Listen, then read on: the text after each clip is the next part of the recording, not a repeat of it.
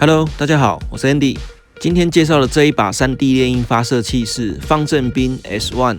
这把发射器是由 EC 艾里克工艺原创设计。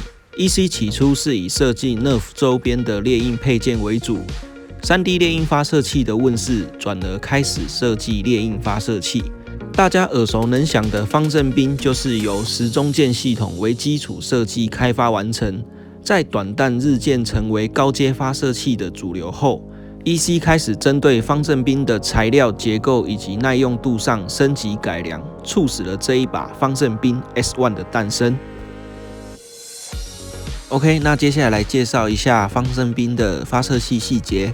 发射器整体是用 3D 猎鹰的，支撑的结构为金属的连杆，拿起来算蛮轻盈的。接着来看到发射器的长度，在枪托未展开的状态，长度为63公分。枪托全展开约74公分，空箱重量不含弹夹为1290克。首先可以看到发射器顶端是一段非常平整的全铺平战术轨道，可以装上自己喜爱的瞄准镜。方正斌使用28公分的金属内管，前护幕下方是上膛滑块，连杆是金属制的。上膛滑块内也安置了线性滚珠培林，能提升操作的顺畅度。上膛滑块下安装了战术握把，握把也可以自行做更换。发射器的中间一样有设计观测孔，可用于观察弹量以及卡弹排除。下方则有方正斌 S1 的刻字。弹夹颈侧边也有镂空的设计，方便观察弹夹内的软弹数量。接着是弹夹释放拨杆，方正斌一律都是采用工匠直夹，10发、15发、18发都可以使用。推弹嘴是做缩进的设计，所以可以直接做热插把的动作。发射器在推弹杆闭合的情况底下，可以直接按下弹夹释放推杆，更换弹夹。将上膛滑块固定在后，可以直接做快速的换弹。以下就是方正斌 S1 的2种换弹方式。接着是扳机，也是 3D 猎鹰的材质。后方的握把则是可以通用一般的 AEG 握把。发射器后端可以直接看到气缸本体，气缸本体为 PC 的材质，使用 3D 猎鹰的活塞跟10公斤的弹簧。尾部则是伸缩枪托的结构，伸缩枪托可以透过放松发射器两旁的螺丝来调整连杆长度。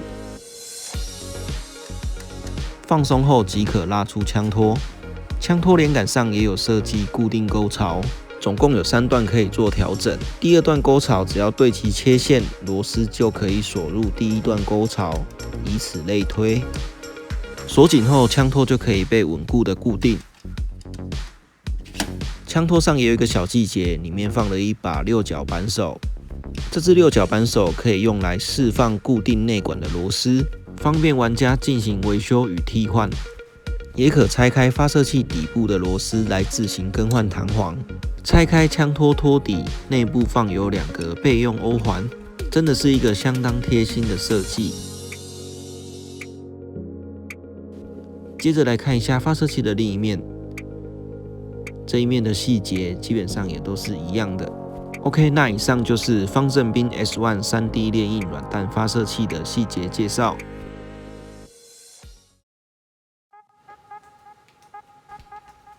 接着来演示一下方正斌 S1 的射击操作方式。首先可以直接插入弹夹，拉动上膛滑块进行上膛击发。这边我使用的是战术快速换弹。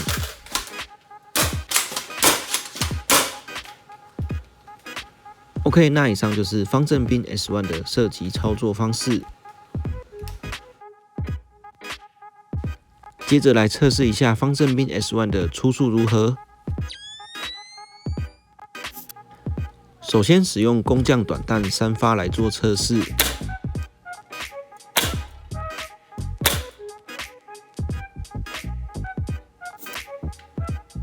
接着使用 AF 短弹3发来做测试。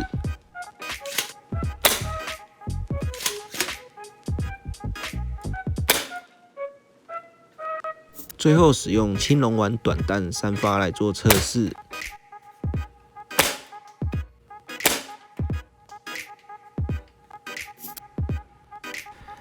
以以下就是测得不同弹种的平均初速。接着来测试方正兵 S1 的准度如何。首先，10公尺的距离，我们使用工匠短弹5发来做测试。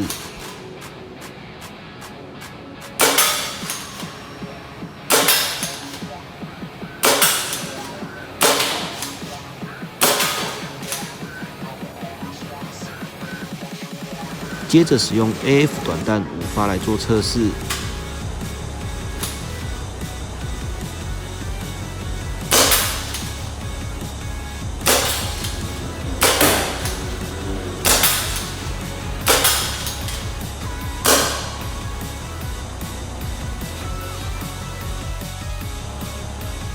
最后使用青龙丸短弹5发来做测试。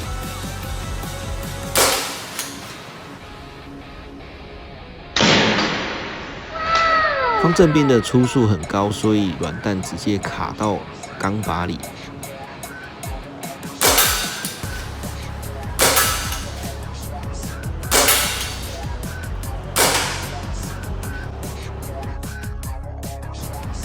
接着15公尺的距离，装上轴承管来辅助射击准度。首先一样是工匠短弹5发来做测试。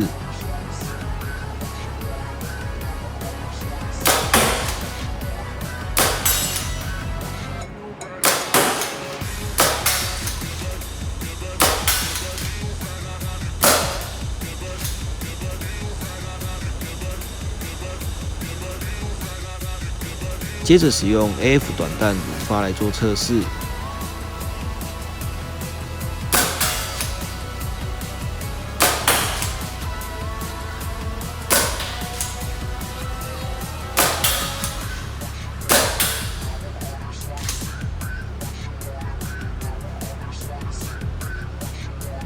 最后使用青龙丸短弹5发来做测试。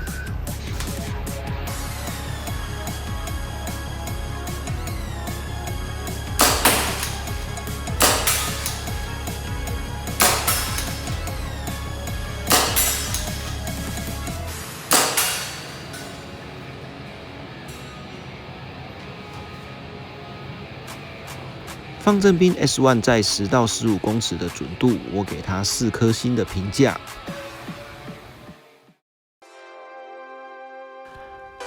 这把方正兵 S1 在维持性能与耐用度的水准下，改良了时钟剑的缺点，在尺寸方面缩短了近20公分，上膛的行程也缩短了5公分，整体的灵活度相当高。初速虽然达到了200 FPS， 上膛操作起来一点也不费力。